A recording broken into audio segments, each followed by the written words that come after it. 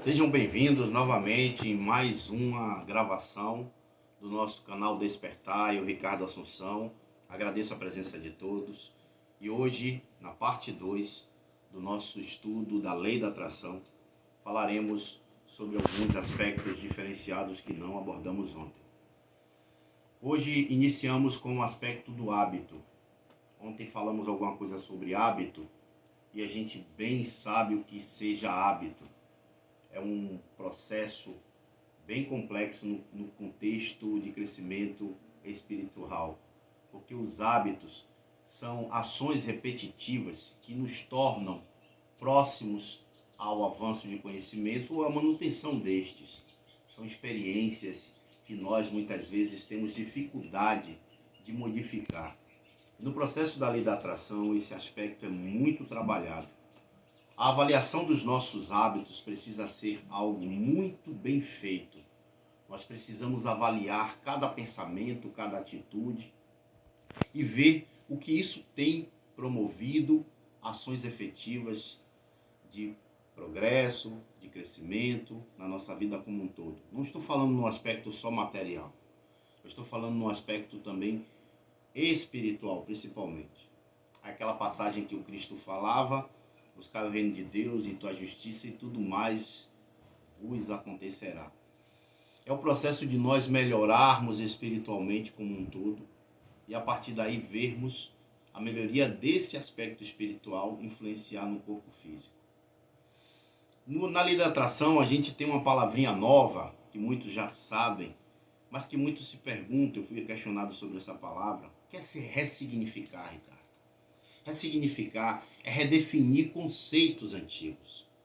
É reavaliar justamente essas posturas, esses hábitos anteriores.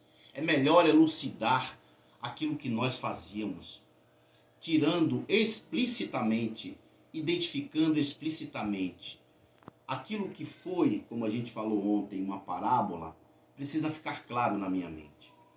A ressignificação é justamente a reavaliação de tudo que fazíamos, observando o que isso representava na prática, o que isso tornava a minha vida melhor ou não. Então esse termo é muito falado hoje nos estudiosos da atualidade sobre lei da atração. A lei da atração eu gosto sempre de fazer, eu tenho 4 anos que eu tenho estudado, e para nós que gostamos do tema espiritualidade, eu posso dizer que é a modernização de tudo que foi dito lá do Cristo até hoje. É esse aspecto de ressignificação. É o debrulhar, é o voltar-se com mais detalhes para o entendimento dos processos que nós antigamente não tínhamos detalhado. Isso é importante. Por exemplo, a ressignificação fala sobre crenças limitantes. Esses termos que a gente foi criado desde pequeno e que nós muitas vezes não avaliamos a influência que isso tem positivamente ou não em nossas vidas. Dinheiro é a chaga da humanidade. Se a gente for elencar aqui os termos, as crenças limitantes que nos são trazidas, a gente se depara com palavras que quase diariamente a gente fala. Um aspecto interessante na crença limitante é o aspecto da reclamação. A reclamação virou algo um hábito comum para todos nós. Eu não estou aqui para criticar ninguém, para apontar ninguém, mas eu estou apenas para identificar algo que pode tornar a nossa vida melhor ou não. Reclamação, no perdão da palavra, é o conceito de clamar negativamente 2 vezes. Reclamar. O clamor é algo que você vai ao alto. O reclamar é o contrário do clamar. Então nós precisamos entender aspectos comuns. Existem livros quase inteiros falando sobre esse assunto. E isso é uma chaga muito grande que nos afasta dos nossos momentos espirituais evoluídos. Falaremos hoje sobre frequência espiritual. E a parte final da nossa fala. Muito interessante quando a gente observa que as nossas ações geram frequências espirituais. E essas frequências espirituais é o que nos faz, aquilo que nós falamos ontem, tornarmos-nos antenas espirituais positivas ou negativas.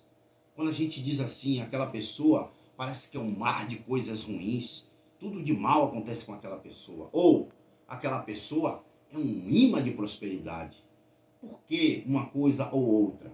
O que é que torna aquela pessoa plasmar, captar tantas coisas positivas ou tantas coisas negativas? Tudo parte desse processo que a gente não foi treinado, ensinado, orientado. Tem um aspecto interessante e muito falado, repetido, mas é preciso ser bem compreendido na atualidade.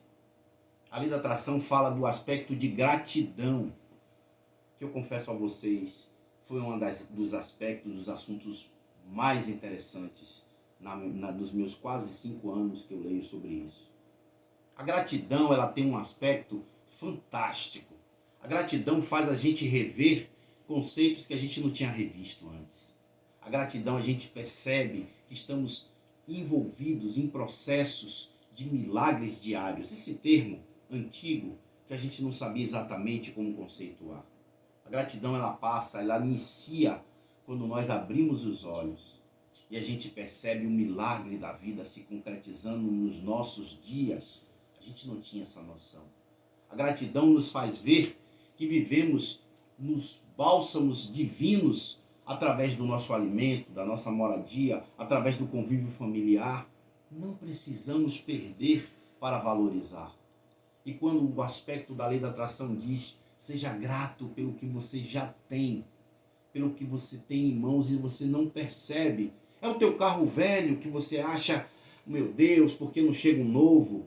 É a tua roupa que você não percebe, tanta gente que não tem a roupa que eu tenho. É a tua saúde que anda muito bem e você não consegue perceber. Quantos anos eu não tenho nenhuma gripe? E muitos outros aspectos que faz com que a gente se envergonhe muitas vezes. Porque nascemos e só exigimos. Só queremos aquilo que não temos. E a lei da atração veio sacudir a fazer-nos lembrar que precisamos agradecer tantas coisas que temos na vida. É a nossa família que muitas vezes nós não amparamos do jeito que deveria. Mas não é um amparo físico e material que a gente está o tempo todo exigindo. É um amparo espiritual e sentimental. É o abraço que nunca mais você deu em seu filho. É o beijo que nunca mais você deu na sua mulher. Muitas vezes as relações só se limitam aos instantes íntimos entre os casais. Mas fora daquele instante, esquece-se de elogiar a comida que se faz. Esquece-se de elogiar o rosto, o cabelo, o corpo, seja lá como ela esteja, ou seja lá como ele esteja. A lei da atração, no quesito gratidão, nos fez perceber que estávamos esquecidos por tantas bondades maravilhosas, divinas, que todos os dias chegam à nossa vida. Precisamos perder um ente querido para agradecer a vida que temos. Precisamos perder a saúde para agradecer a saúde que o tempo todo nos brindou, com um viver vigoroso, robusto, lépido. A nossa consciência, os nossos amparos mentais, a nossa lucidez espiritual mental. Então são aspectos que nos trazem a importância de agradecer, de partir do que temos. Outro aspecto interessante na lei da atração é o aspecto de visualização daquilo futuro que você deseja. Quando você parte em agradecer aquilo que você não tem ainda, você enche a sua vida de bálsamos luminosos.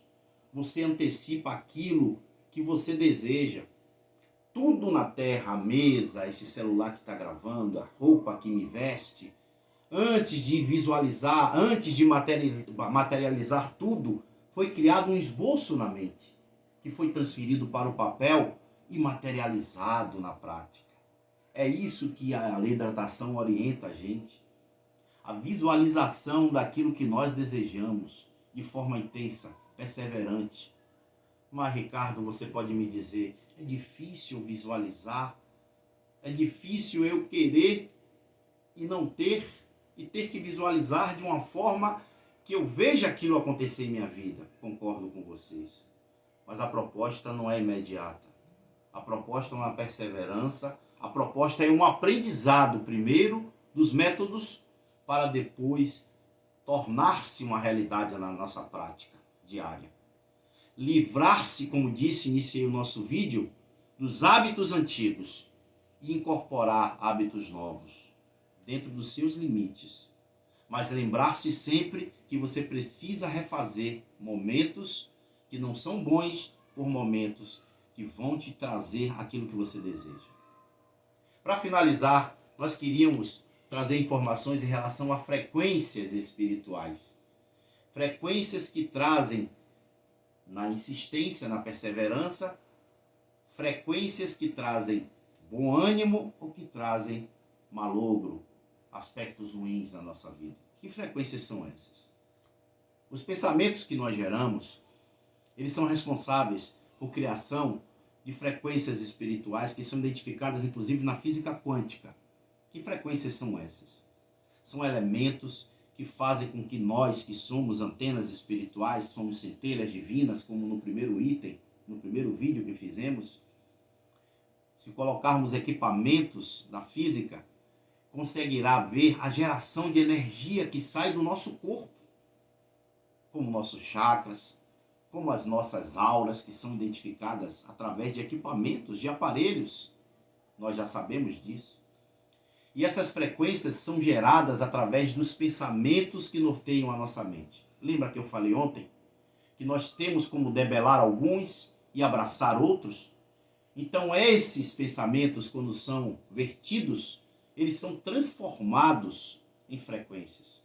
E essas frequências tornam para a nossa vida antenas, ímãs espirituais positivos. Por isso conectamos com entidades angélicas ou conectamos com entidades difíceis.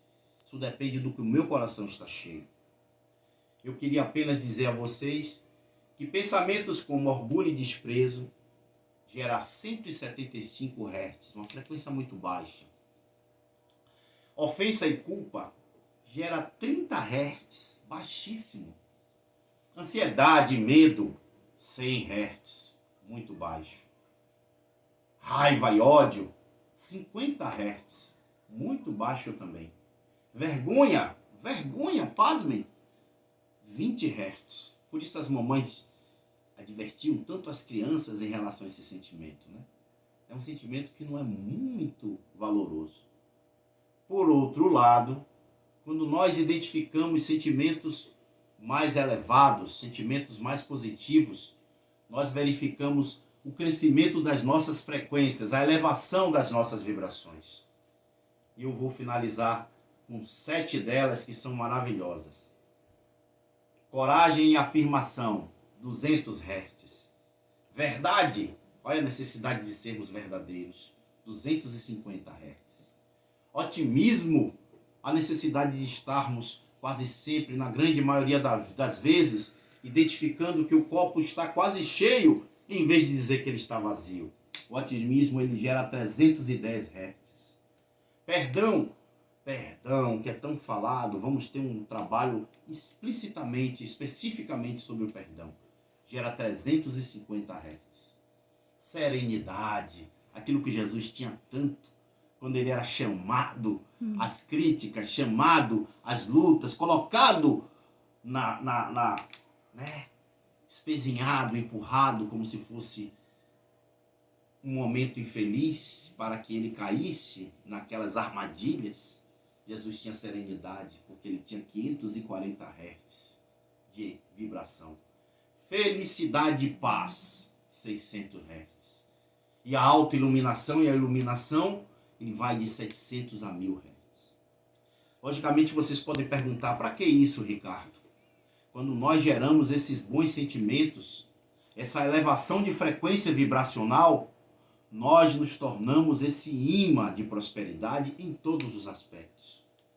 Nós trazemos para o nosso convívio companhias elevadas que vão trazer para a nossa vida coisas maravilhosas e melhores.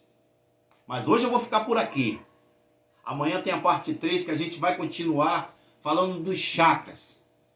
Quantas são as frequências espirituais de cada chakra?